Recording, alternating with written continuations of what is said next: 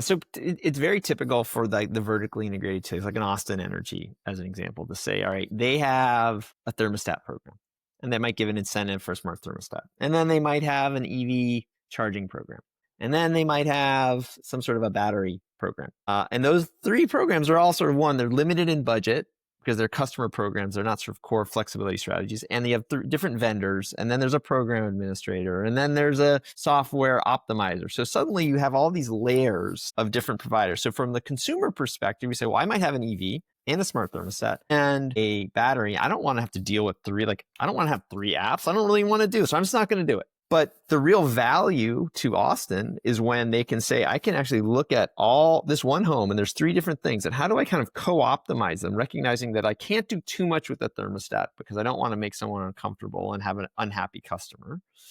And so that home may also have an EV. So I want to sort of co-optimize how I manage the thermostat against the EV charging, as an example. And so what we're doing is we're bringing a solution where we say, hey, Austin Energy, because we, in our retail business line, we're working with every measure in the home, the thermostat, the EV, and the battery. And we have a really easy to use consumer app that people log into and they enroll their devices and it just seamlessly happens. You can see how much you saved. Austin, what if we kind of came to you and brought that solution and offered it to Austin customers? And it might still be the Octopus app, but hey, when you go to sign up, the landing page will say Austin Energy, and we'll figure out how to sort of customize the, enough of the brand and the experience to sort of align with, the Austin Energy sort of priorities, so that, these are still Austin Energy customers. They're not Octopus customers. We want to make sure that that relationship is maintained, but we want to empower Austin to be able to give their customers an Octopus-like experience when it comes to flexibility.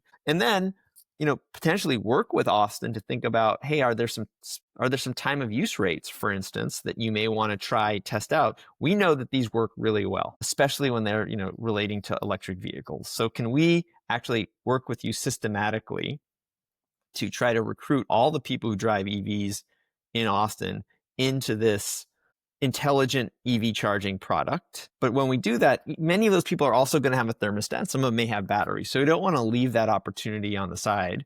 We want to also try to engage with them around those devices, but we might lead with the EV. And in the case of, your municipal utilities and your co-ops, the incentives are so well aligned because if it saves money, it goes directly back to lower rates for everybody.